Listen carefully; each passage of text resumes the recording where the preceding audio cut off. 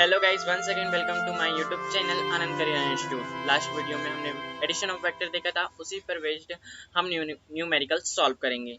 Let's start करते हैं vector editions पर बेस्ड न्यूमेरिकल। हमें एक न्यूमेरिकल दिया गया है, दो बल 5 न्यूटन तथा 3 न्यूटन हैं जिनके बीच कोण थीटा है, एक ही बिंदु पर कार्यरत है। इनका परिणामी बल ज्ञात कीजिए। हमें दो बल दे दिए गए हैं और उनके बीच का बना कोण थीटा दे दिया गया है और उनका हमें परिणामी बल ज्ञात करना है। तो यहाँ पे सदिश योग के समांतर चतुर्भुज के नियम में जो मैंने फॉर्मूला बताया था परिणामी बल ज्ञात करने का, R mod of R is equal to under root A square plus B square plus 2ab cos theta, वो फॉर्मूला का यूज होगा। चलिए हम प्रश्नानुसार मान लेते हैं कि vector A is equal to 5 newton, vector B is equal to 3 newton और theta is equal to 60 degree. तो अब हम यहाँ पे a इज इक्वल टू 5, हमें परिणामी बल ज्ञात करने का फॉर्मूला मालूम है, under root A square plus B square plus 2ab cos theta.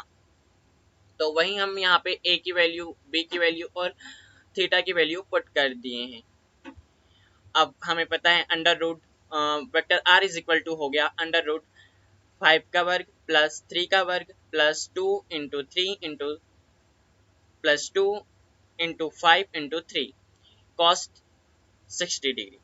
अब हमें cos 60 की वैल्यू पता है 1/2 होती है और 5 का वर्ग 25, 3 का वर्ग 9 और 5 into 2 into 3 is equal to 30।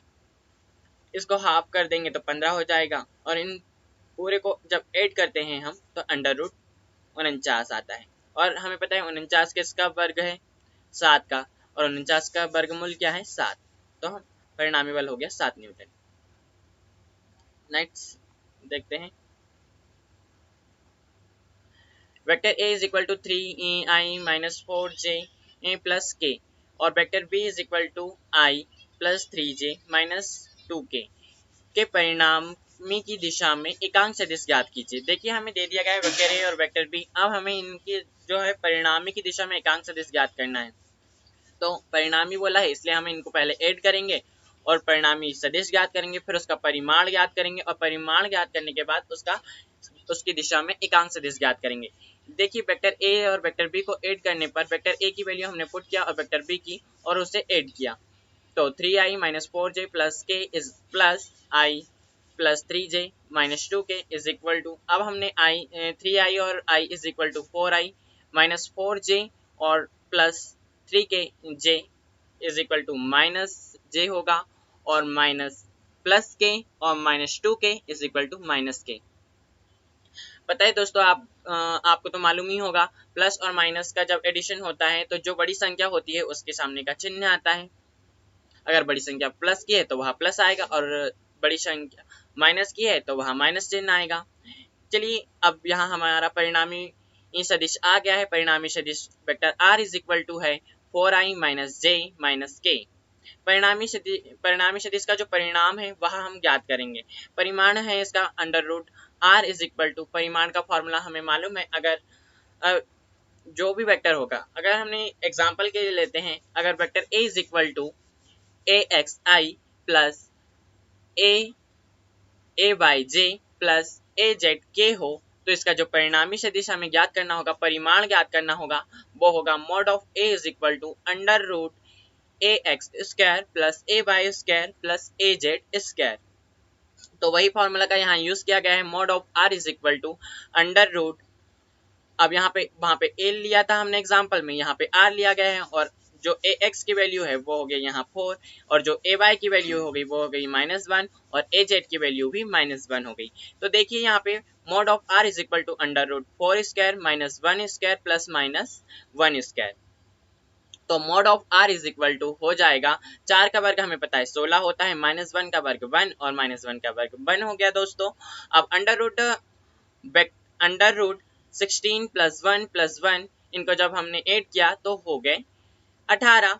तो अंडर रूट 18 इसका परिमाण आ गया। अब हम इसके परिमाण की दिशा में जो परिणामी है उसका एकांक सदिश ज्ञात करेंगे। एकांक सदिश का हमें फॉर्मूला पता है, एकांक सदिश इज इक्वल टू, अगर वेक्टर ए हो तो A cap is equal to vector A upon mod of vector A.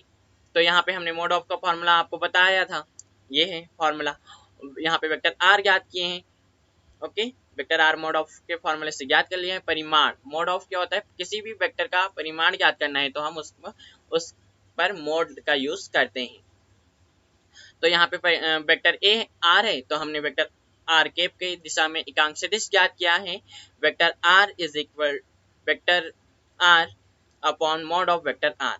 तो वेक्टर यहाँ पे वैल्यू पुट कर दी हमने वेक्टर आर की और उसके परिमाण की, 4i minus J minus K upon under root 18। अब देखते हैं second question.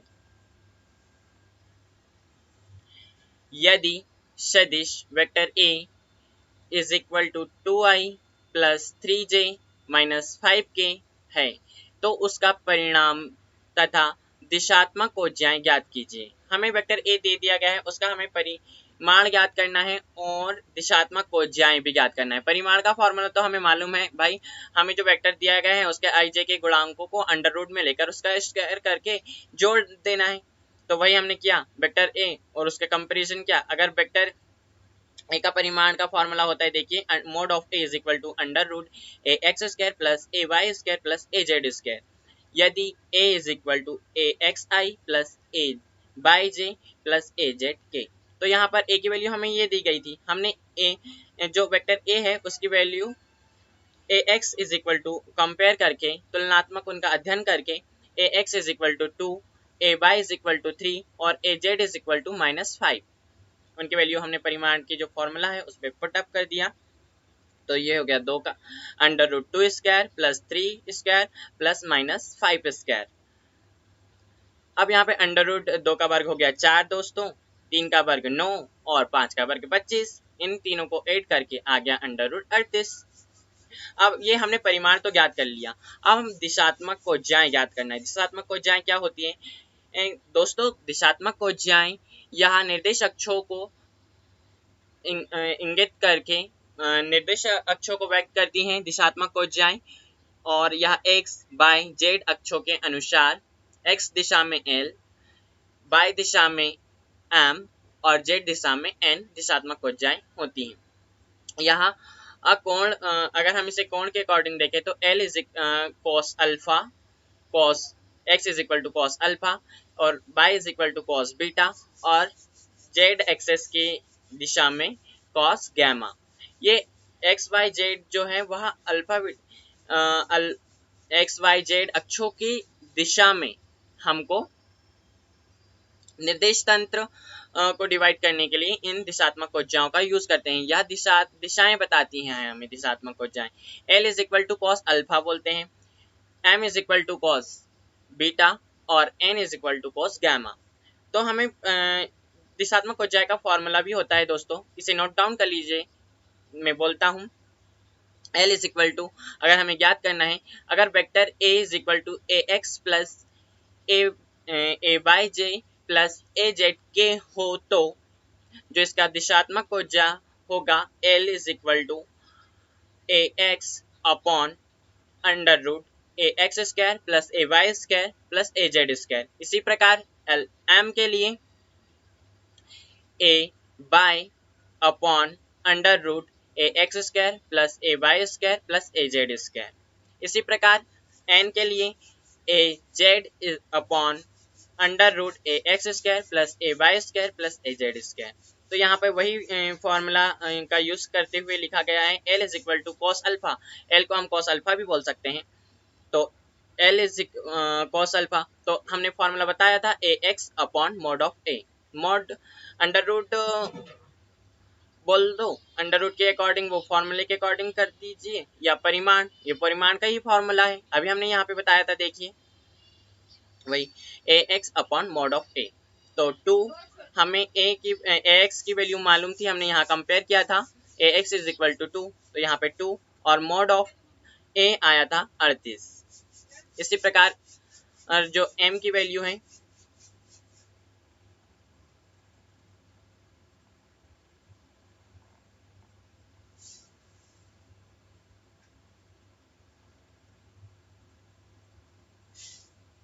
m is equal to cos beta is equal to A Y upon mod of A. तो ए वाई की वैल्यू वहां पर हमने देखी थी 3 थी, अपॉन मॉड ऑफ जो 38 है उसका जो ए का परिमाण है वह अंडर रूट 38 आया था, और A is equal to cos gamma is equal to A Z upon mod of A. यहाँ ए जेड की वैल्यू -5 आई थी दोस्तों, और हमने परिमाण ज्ञात किया था, अंडर रूट 38 आया था, तो हमने अंडर रूट 38 वहां पुट कर दिया।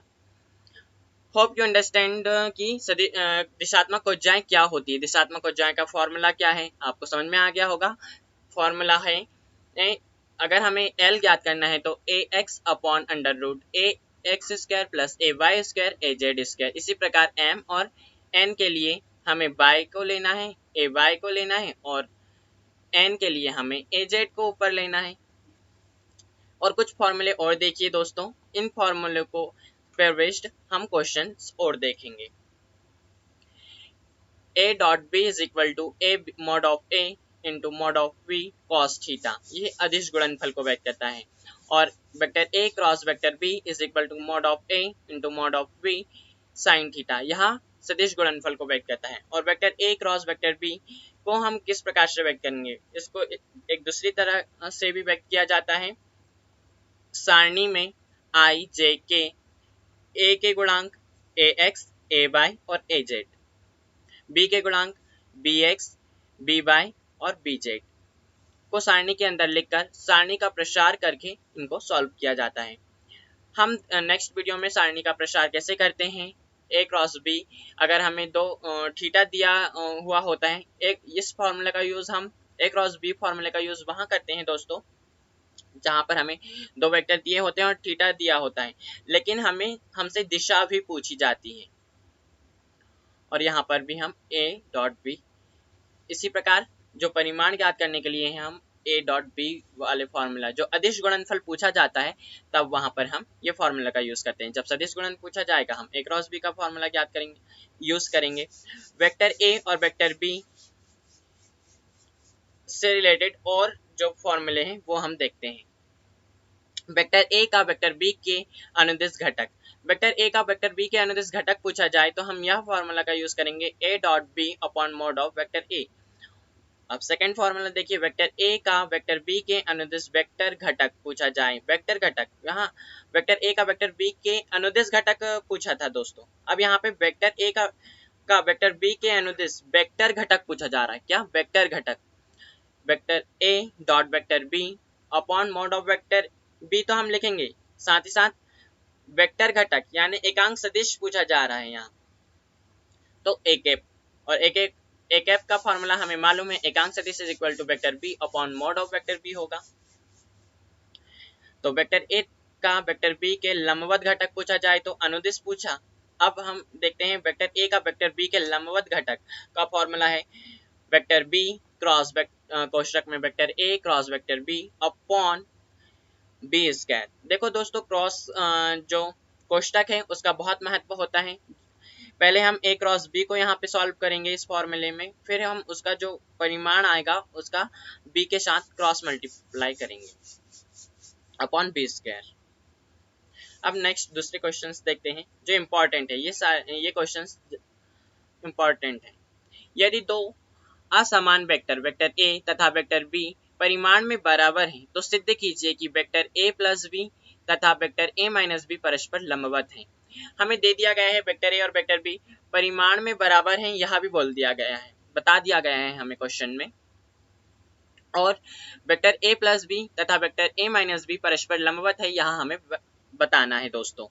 तो देखते हैं, हमें तो प्रश्न में बता दिया गया है वेक्टर ए और वेक्टर बी परिमाण में बराबर है, मतलब उनकी वैल्यू बराबर होंगी, तो हम vector mod of vector A is equal to mod of vector B लिख सकते हैं दोस्तों।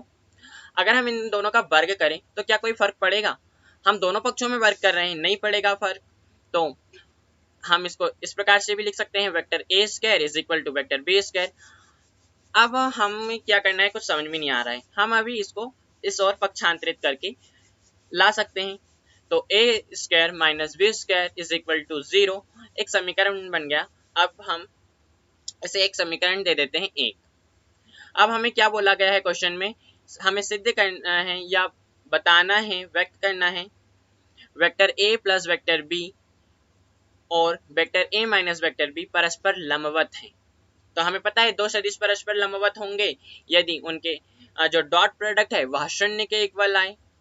दो सदिश हमेशा लंबवत होते हैं दोस्तों जब उनका डॉट प्रोडक्ट मतलब जो बिंदु गणनफल होता है वह उनका शून्य के बराबर आता है। चलिए देखते हैं डॉट प्रोडक्ट क्या होता है, वो भी आपको यहाँ पर क्लियर हो जाएगा। Vector A plus B dot vector A minus B is equal to शून्य, हमें ये लाना है। तो हम देखते हैं ए डॉट बी। अब हम ए का इस यहाँ पे वितरण नियम लगा दिया है हमने। वितरण नियम के अनुसार ए का ए माइनस बी के साथ गुणा, बी का ए माइनस बी के साथ गुणा, बारी बारी से करते हैं। A dot A minus A dot B हो जाएगा। यहाँ पर देखिए ए डॉट ए हो गया। अब हम ए का माइनस बी के साथ गुणा करेंगे तो ए, अब हम इसके माइनस बी डॉट ए भी लिख सकते हैं क्योंकि आगे पीछे 2 गुणित 3 करो या 3 गुणित 2 करो वैल्यू तो 6 ही आएगी। तो b डॉट ए, अब इसी प्रकार b डॉट ए आया, b का a के साथ गुणा हुआ। अब यहाँ पे b के साथ माइनस b के साथ गुणा होगा तो क्या आएगा दोस्तों, b का माइनस b के साथ गुणा होगा तो माइनस चिन्ह आएगा, माइनस बी स्क्वायर हो गया। अब हम देखते हैं यहाँ पर a डॉट बी और माइनस बी डॉट ए, इन दोनों की वैल्यू बराबर है। मैंने अभी बताया था 2 गुणित 3 करो या 3 गुणित 2 करो, बात तो एक ही है, दोनों की वैल्यू 6 आएगी और ये दोनों परस्पर परिमाण में बराबर हैं तो ये दोनों एक दूसरे से कैंसिल आउट हो जाएंगे। तो यहाँ पर बच्चा ए स्क्वायर माइनस बी स्क्वायर, और हमें समीकरण 1 से मालूम था ए स्क्वायर माइनस बी स्क्वायर की वैल्यू कितनी है, 0। तो समीकरण 1 के अनुसार परिमाण में ये बराबर है, ये भी सिद्ध हो गया। A square is equal to B square और इनकी वैल्यू शून्य के बराबर आ रही है, अतः हम कह सकते हैं vector A plus vector B तथा vector A minus vector B परस्पर लंबवत होंगे। इसी प्रकार हम दूसरा क्वेश्चन देखते हैं।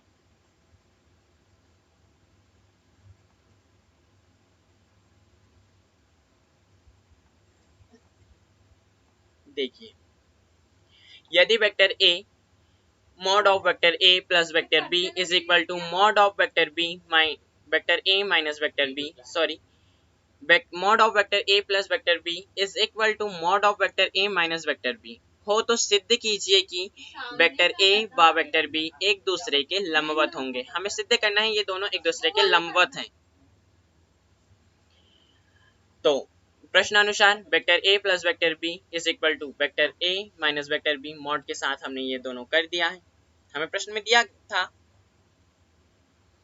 तो हमने लिख लिया mod of vector a plus vector b is equal to mod of vector a minus vector b।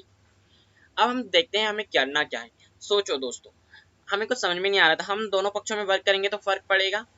हम दोनों पक्षों में वर्ग कर रहे हैं इसलिए दोनों की वैल्यू इक्वल ही होगी, मतलब जो भी परिवर्तन होगा बराबर होगा। इसलिए हम दोनों पक्षों में वर्ग करने पर दोनों पक्षों का वर्ग करते हैं। दोनों पक्षों का वर्ग हमने करे तो a प्लस बी और a प्लस बी 2 बार हो गया और a माइनस बी 2 बार हो गया। हमने इनको अलग अलग कर दिए हैं।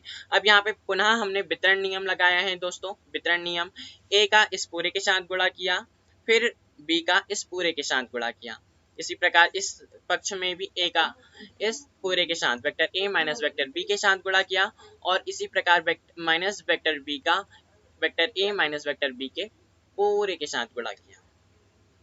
अब यहाँ पे देखिए a वेक्टर a का a के साथ गुणा हुआ तो vector a dot vector a का b के साथ गुणा हुआ तो vector a dot vector b।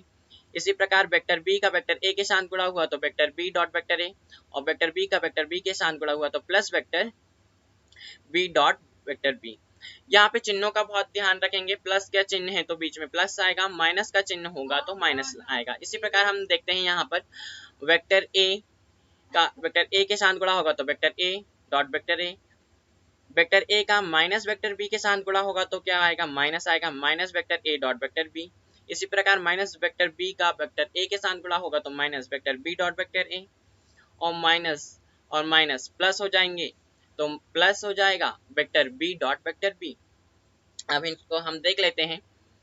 अब हम a डॉट a को a स्क्वायर और a डॉट b और b डॉट a और b डॉट b ये हमको दिए गए हैं। तो यहाँ पर देखिए A dot A minus A dot B minus B dot A और प्लस बी डॉट बी, मतलब ए डॉट ए और A dot B dot B दोनों और हैं और दोनों के चिन्ह समान हैं। तो हमें पता है जब हम पक्षांतरित करके उसे लेफ्ट हैंड साइड में लाएंगे, राइट हैंड साइड की जो वैल्यू है बी डॉट बी और ए डॉट ए को पक्षांतरित करके लेफ्ट हैंड साइड में लाएंगे तो वो माइनस में आएगी। और हमें पता है ए स्क्वायर प्लस का है और माइनस ए स्क्वायर क्या होगा, शून्य होगा। तो हम यहाँ से ए डॉट ए को ए डॉट ए से कैंसिल आउट कर देंगे, बी डॉट बी को बी डॉट बी से कैंसिल आउट कर देंगे। अब बचा क्या दोस्तों, two A dot B is equal to, अब ये माइनस की वैल्यू है इसलिए minus two A dot B. अब जब माइनस की चिन्ह right minus two A dot B right hand side वाली जो वैल्यू है वह लेफ्ट हैंड साइड में आएगी तो वह प्लस हो जाएगी, एड हो जाएगी। तो four A dot B is equal to zero कर देंगे हम। तो हमें पता है अगर जीरो के हर पद में चार जाएगा तो वह शून्य आएगा, चार शून्य शून्य होता है। तो a dot B is equal to zero. अतः हम कह सकते हैं दो सदिशों का अदिश गुणनफल, जब भी याद रखिए आप, ये हमेशा याद रखना, दो वेक्टरों का अदिश गुणनफल शून्य होता है तो वह दोनों वेक्टर परस्पर लंबवत होंगे। अतः यहाँ पे vector a dot B zero है, अतः हम कह सकते हैं वेक्टर a व वेक्टर b परस्पर लंबवत हैं। अब नेक्स्ट क्वेश्चन हम और देखते हैं दोस्तों। देखिए बल, हमें बल दे दिया गया है, बल vector F is equal to 3i minus 4j plus 9k newton है। अब बल की जो मात्रक है वह न्यूटन है, इसलिए यहाँ पे न्यूटन है।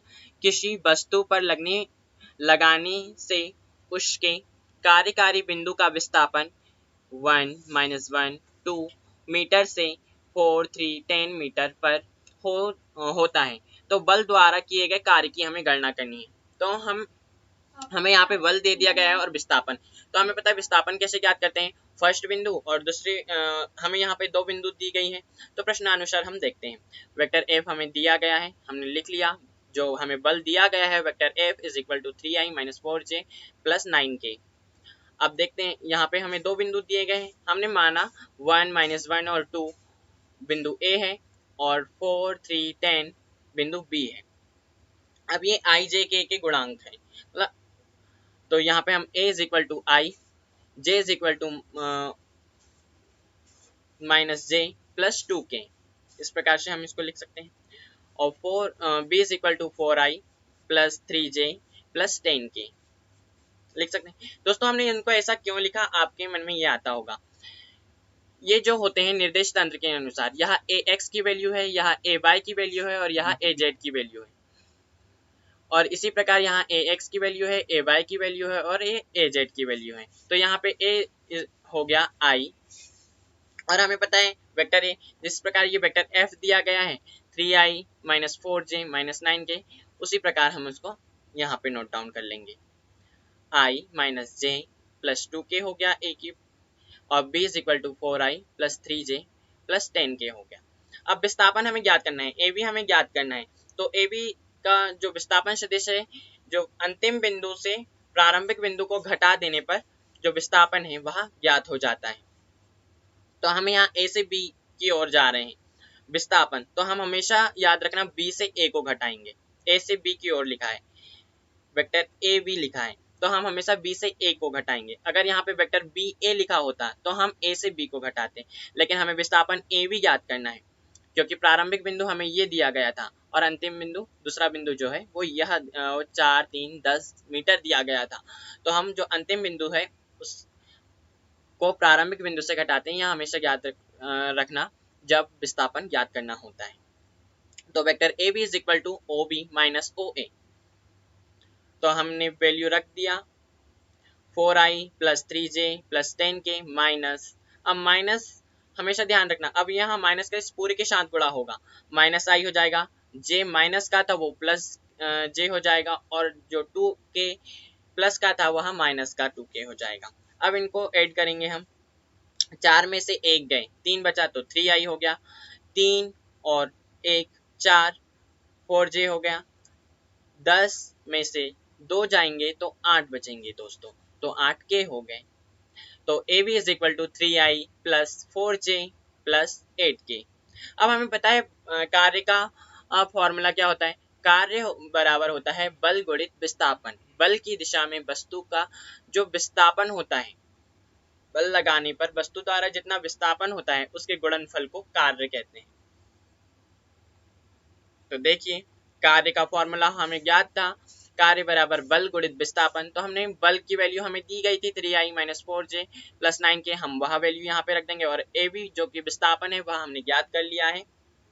अब हम इनका फिर से डॉट मल्टीप्लाई कर देंगे। तो देखिए यहाँ पर 3i से 3i का गुणा होगा तो 3 3 9, माइनस 4j का प्लस 4 से गुणा होगा तो क्या आएगा 16 तो आएगा, लेकिन प्लस माइनस हमेशा माइनस होता है दोस्तों, इसलिए यहाँ पे माइनस 16 आया। 9 का 8 के साथ गुणा होगा तो 72 आया, 72 आया और ये दोनों प्लस की वैल्यू थी इसलिए प्लस 72। अब इन दोनों तीनों राशि 72 और 9 को जोड़कर 16 उससे घटाने पर कैलकुलेशन आ गया 65 दोस्तों। अब कार्य की मात्रक है जूल, इसलिए यहाँ 65 जूल। अब हम नेक्स्ट दूसरा क्वेश्चन देखते हैं दोस्तों। एक बंद पृष्ठ के किसी बिंदु पर विद्युत क्षेत्र की तीव्रता E इज इक्वल टू, हमें बंद पृष्ठ दे दिया गया है, बंद पृष्ठ के किसी बिंदु पर विद्युत क्षेत्र की तीव्रता कितनी है, तो वह हमें दे दी गई है। विद्युत क्षेत्र की तीव्रता vector E is equal to 2i plus 3j minus 2k volt प्रति मीटर है। एक अल्प क्षेत्र I plus j minus k metre square से संबद्ध विद्युत फ्लक्स की गणना कीजिए। देखिए क्वेश्चन में हमें क्या दिया गया है, पहले हमें लिख लेना चाहिए। यहाँ पर vector E is equal to आप लिख लेना, vector E is equal to 2i plus 3j minus 2k और हमें क्षेत्र अल्प क्षेत्र भी दे दिया गया है। तो अल्प क्षेत्र को हम d डॉट a से व्यक्त करते हैं, तो I plus j minus k metre square हो गया। अब हमें पता है विद्युत फ्लक्स क्या होता है। विद्युत फ्लक्स विद्युत क्षेत्र की तीव्रता इन का जो एकांक क्षेत्रफल के साथ गुणनफल। तो विद्युत फ्लक्स डी फाई से व्यक्त करते हैं इसको, D phi is equal to vector E dot D A होता है इसका फॉर्मूला, विद्युत क्षेत्र की तीव्रता इंटू एकांक पृष्ठीय क्षेत्र का गुणनफल। तो यहाँ हमने जो फॉर्मूला है उसमें मान रख दिया दोस्तों। हमने वेक्टर ई की वैल्यू हमें जहाँ दी गई थी वह हमने यहाँ पुट कर दी और वेक्टर जो d डॉट a है उसकी वैल्यू भी दी गई थी i प्लस j माइनस के, वो भी यहाँ पे हमने पुट कर दी। अब इनका फिर से डॉट मल्टीप्लाई किया तो i डॉट i 1 होता है, j डॉट j 1 होता है, k डॉट k 1 होता है, इसलिए यहाँ पे 2 plus 3 plus 2 is equal to 7 volt प्रति metre. Hope you can understand this all numerical friends.